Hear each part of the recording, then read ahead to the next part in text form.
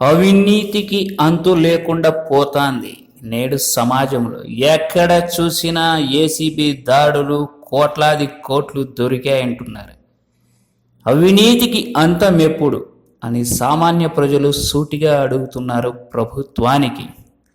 ఈ మధ్యకాలంలో ఏసీబీ సోదాల్లో కొన్ని వెలుగులోకి వచ్చాయి. అందులో ఒకటి, ఆదాయానికి మించి ఆస్తుల కేసుల్లో ఏసీబీకి పట్టుబడ్డ ఏపీ పరిశ్రమల శాఖ అదనపు డైరెక్టర్ బయ్యవరపు సురేష్ ఇంట్లో లభ్యమైన చెప్పులు, దుస్తులు, వెండి వస్తువులు అధికారుల మతులు పోగొట్టాయి. హైదరాబాదులోని అమీర్పేట్లోని సురేష్ ఇంట్లో సోదాల సందర్భంగా ఏకంగా 125 చెప్పుల జతలు, 300 జతల దుస్తులు, వెండి నోట్ల కడ్డీలు ఆశ్చర్యానికి గురి చేశాయి. ఆ వస్తువులను చూస్తే ఓ బజారేలన్నట్టుగా అనిపించింది. మరోపక్క రెండో రోజైన మంగళవారం సురేష్కు సంబంధించిన లాకర్లో ఏసీబీ అధికారులు మంగళవారం సోదాలు నిర్వహించారు.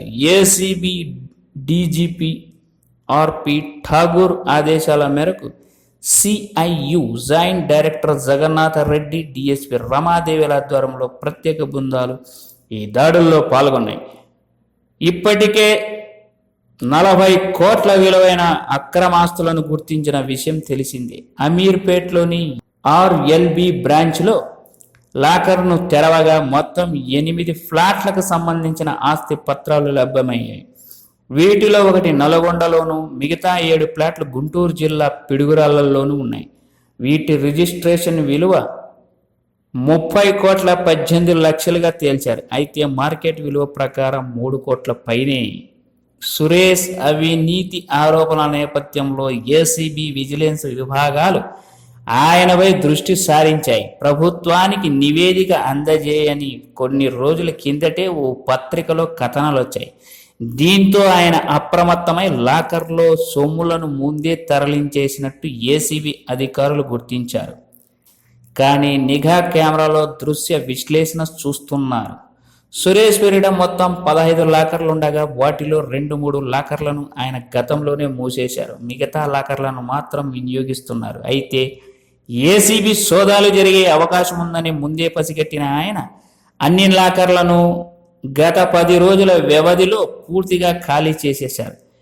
ఎప్పుడెప్పుడు ఏ లాకర్ల నుంచి సొమ్ము తరలించాడనేది గుర్తించేందుకు ఆయా బ్యాంకుల్లో ఏర్పాటైన సీసీ కెమెరాల దృశ్యాలను ఏసీబీ అధికారులు ప్రస్తుతం విశ్లేషిస్తున్నారు. అందులో భాగంగా ఓ బ్యాంకు నుంచి భారీ బ్యాగును తీసుకొని వెళ్తున్నట్టు గుర్తించారు. మరోవైపు సురేష్ కుమారుడు పరారీలో ఉండటంతో ఆయన లాకర్లోని సొమ్మును తీసుకెళ్లి ఉంటాడని అనుమానిస్తున్నారు. ఇక చెప్పుల దుకాణం కాదు కదా, అంతకంటే ఎక్కువగా ఉంది సురేష్ చెప్పుల దుకాణం. హైదరాబాద్లో అమీర్పేట్ సురేష్ ఇంట్లో సోదాలు చేసి ఏకంగా 125 జతల చెప్పులు బయటపడ్డాయి. ఇవి కుటుంబ సభ్యులు అందరినవి కాదు, కేవలం ఆయన కుమార్తెకు సంబంధించినవి మాత్రమే కావడం ఆలోచించదగ్గ విషయం.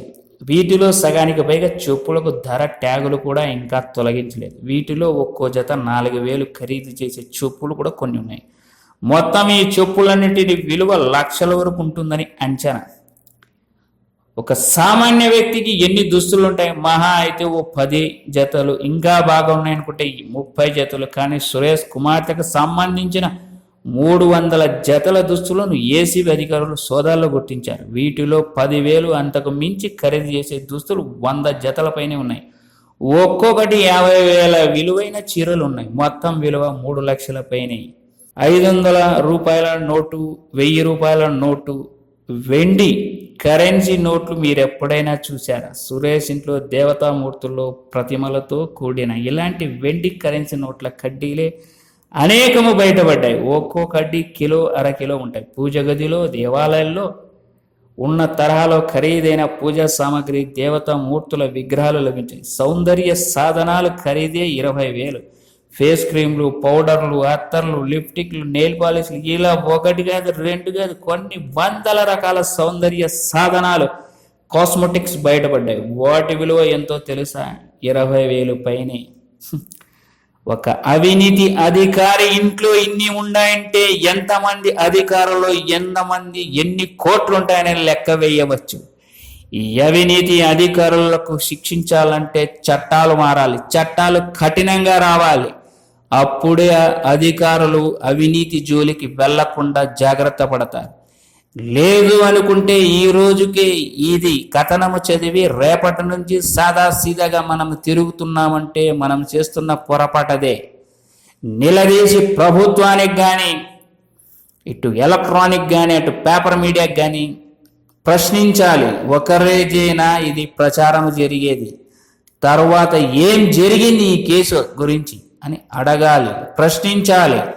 ప్రశ్నించే హక్కు అందరిది అని గమనించాలి.